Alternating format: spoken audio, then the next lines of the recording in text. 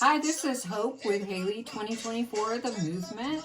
We're doing some interviews with Bill. The subject is the Foreign Protection System. Okay, so what we're doing here is we're splitting all government power into 30 sectors. 5 sectors will be the Foreign Protection System, and that's basically the only original authority that the federal government will have.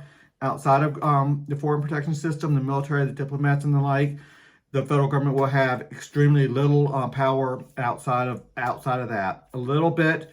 We'll get into that on other videos, and you'll see that on my website.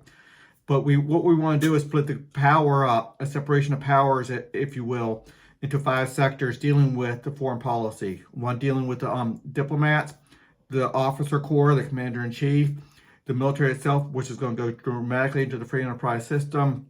When we go to the free enterprise system and competitive government, we want a oversight board, and that's what we're doing with the military authorization agency, authorizing anybody with inherent power, and they can pull that authorization away from anybody, so they don't have authorization to operate a tank, a jet plane, or fighter plane, or whatever, weapons of war, and the like. And then the funding mechanism, we'll get into that. So at each of these, you have to select for the federal, the state, and the local. Right. For every sector, and we'll go through the 5 sectors in a second, you first select your competitive government. Not a lot of power will be at the local level, but we have decent power at the state level, maybe 20 to 30% power at that state level. But then the vast percentage, 70, maybe 80% of the power will be at the federal level.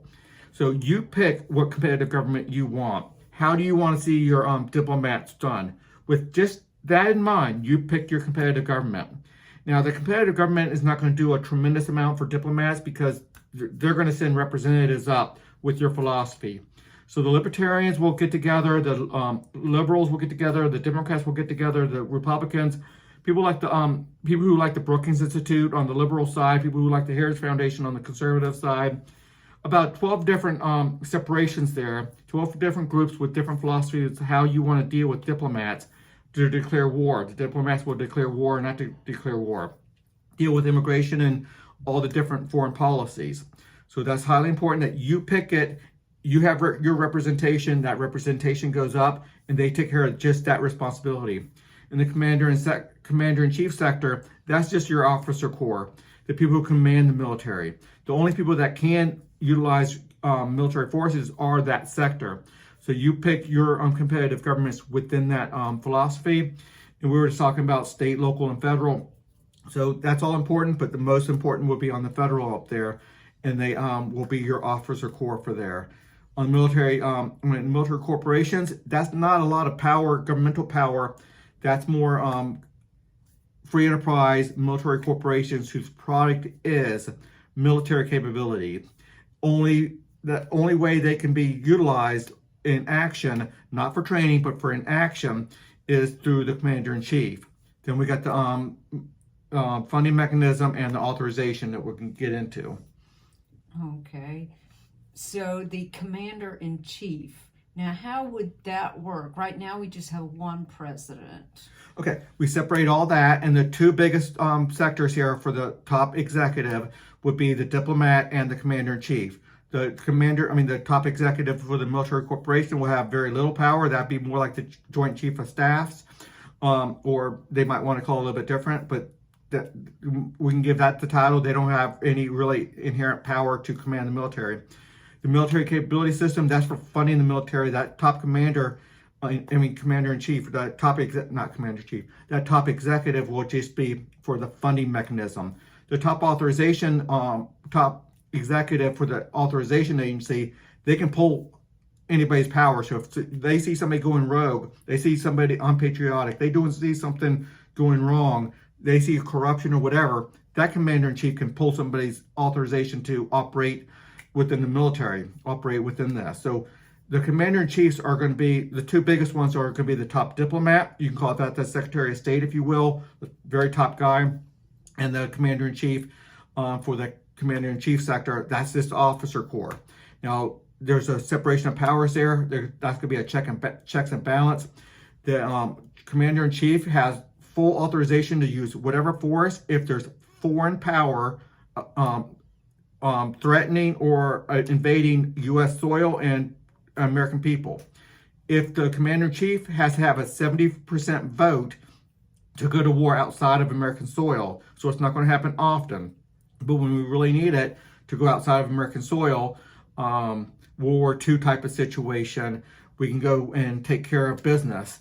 After 9/11, we probably would have wanted to get the people who hit us in New York City and the Pentagon and took care of business, but we probably could have got that 70% for that. So we have different commander-in-chief. So if the diplomats cannot handle the situation, they turn it over to the commander-in-chief and said, now go use military force to handle that situation. Well, what about, say, defense of allies?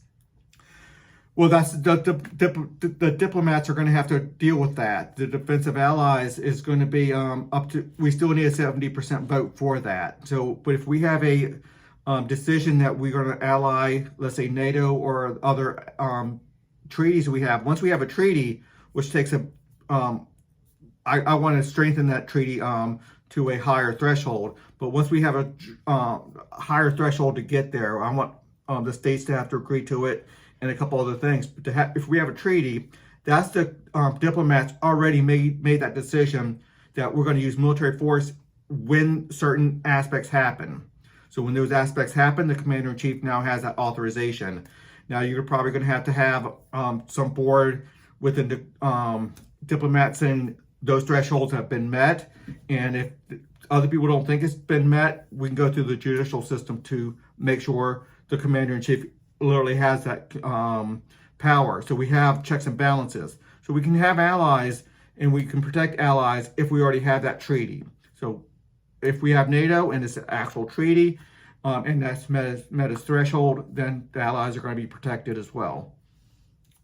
Now, you talked about some checks and balances within the system for those that may have gone rogue or against the United States. How would those be dealt with? Because we're doing free enterprise military corporations, first of all, the first thing you have to understand is all military capabilities are going to be within roughly 50 military corporations. They have to be publicly traded, so any American can own stock and have voting rights within those. Now, anybody who goes rogue, the military authorization agency has the power to pull away their badge, to pull away their authorization to be in the military, and the top executive in the military authorization agency has a right to command any military forces in America to take away that authorization if they don't give it up freely. So we do have a system. Now, the commander-in-chief will probably make sure that happens, but if somebody doesn't do it, that ultimately that executive in the authorization agency has the ability to command, has that constitutional ability. Anybody who raises their right hand to be in the military, and they have to pledge allegiance to the first of the Constitution, to America, to the diplomats, to the commander-in-chief, and to the military authorization agency. Those 4 or 5 things I just said. And when you raise your hand, you're going to be educated significantly on the role of the diplomatic sector and what they're allowed to do, the commander-in-chief, when they're allowed to give an order, and when they give an unauthorized order, what your role is to disobey the unauthorized command. Obviously, if somebody's in Afghanistan, they said, these are a whole bunch of innocent people over here in this village, go bomb them and destroy them, they're going to say, no, that's unauthorized. And they have a mechanism through the military authorization, through the commander-in-chief. They ultimately can go back to their CRA, their competitive governments that they came from, and say they can go right up the chain. Even the rating agency can come up because that's corruption and that's abuse and the like. So there's a lot of people out there that can take action when corruption happens. Is that like a role of that parent sector board then? Well, the role of the parent sector board is to separate all the power in all 30 sectors. And specifically, when you talk about these 5 sectors, they will separate that role. So they will definitely have a role in separating the diplomats from the Commander-in-Chief and the military authorization. They'll any gray lines there, the parent sector board. Okay, we're at 10 minutes. We're gonna finish up. I want to take one more subject. The taxes, sales taxes will collect 5% of GDP across the nation, and that's going to be highly important to fund the military capability system.